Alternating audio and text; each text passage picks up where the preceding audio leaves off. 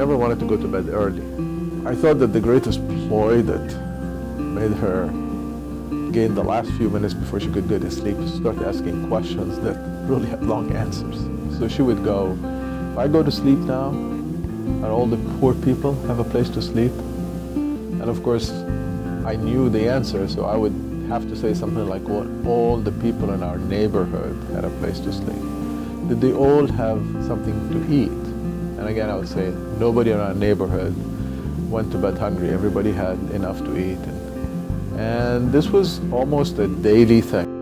Hello, I am Richard Waynerty, President of the Texas Medical Center. I want to talk to you today about Nora's home, which is being developed in the Texas Medical Center area for transplant patients and their families. Nora Gaber was always in 100% at whatever she did. A fun-loving little girl, she loved costumes and school plays. She loved art and took her pictures to the street to sell like lemonade. But what stood out most about Nora was her deep connection with people. She got the Best Friend Award at school because she deeply cared about everyone. Popular or not, everyone was Nora's friend. She always cared for people. She always loved people. She always wanted to be with people.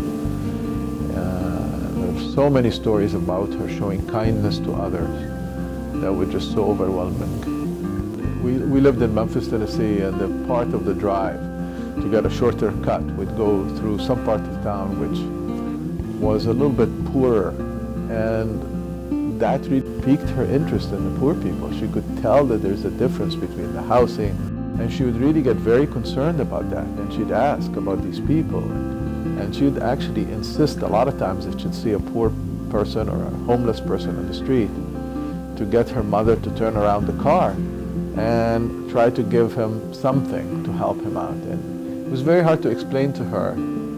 On a family vacation in Italy, Nora gave away all the money she had for souvenirs to help a homeless woman on the street. On that same vacation, on June the 12th, 1997, Nora's life was cut short in a tragic automobile accident. Nora's friends and family wanted to do something in honor of her extraordinary life and compassion. And in 1998, they started Nora's Life Gift Foundation. In 2001, Nora's home opened in Memphis to provide patients and families what Nora had always hoped for them: a home, food, and someone to care. And it mattered. The staff are very sweet and caring people, just like family. This would have been a much harder trip if Nora's home wasn't here. Nora's home has truly been a home away from home for us. We consider it a blessing. So in 2006, when Lillian and I decided to move our practices to Houston, really the first thing we thought of is, what do we do with Nora's home?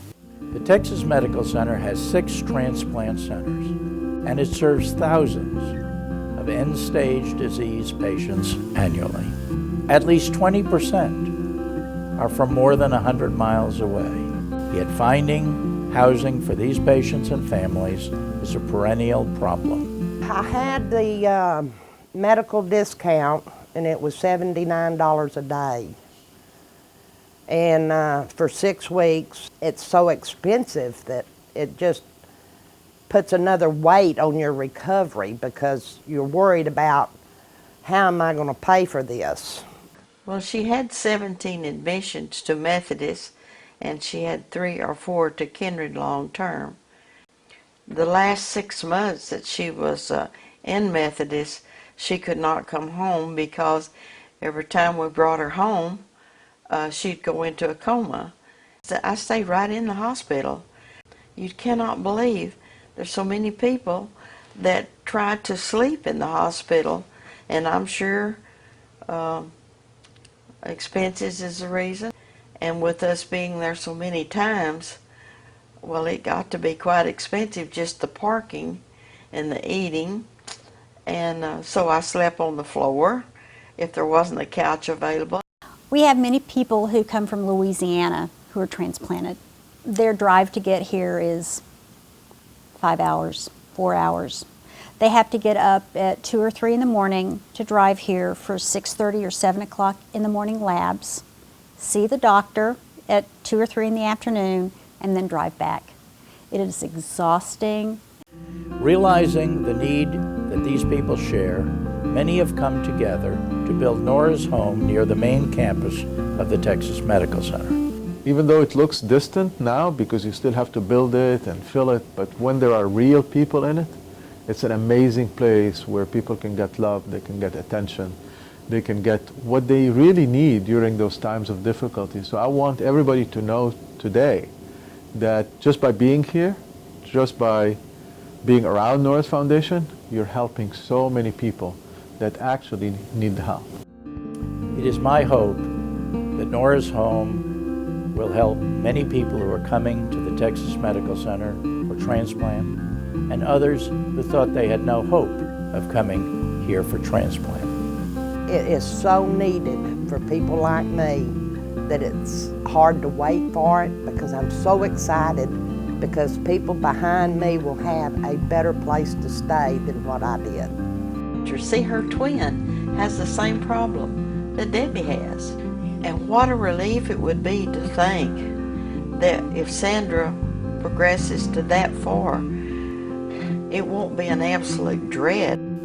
Throughout Nora's short life, she gave her heart and her soul to help others. And in fact, in death, she gave her heart to literally help others.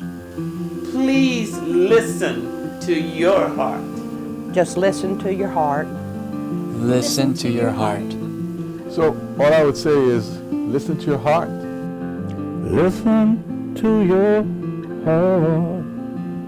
Listen to your heart. Listen to your heart. I'm now asking you to listen to your heart. Thank you very much for your attention and your concern.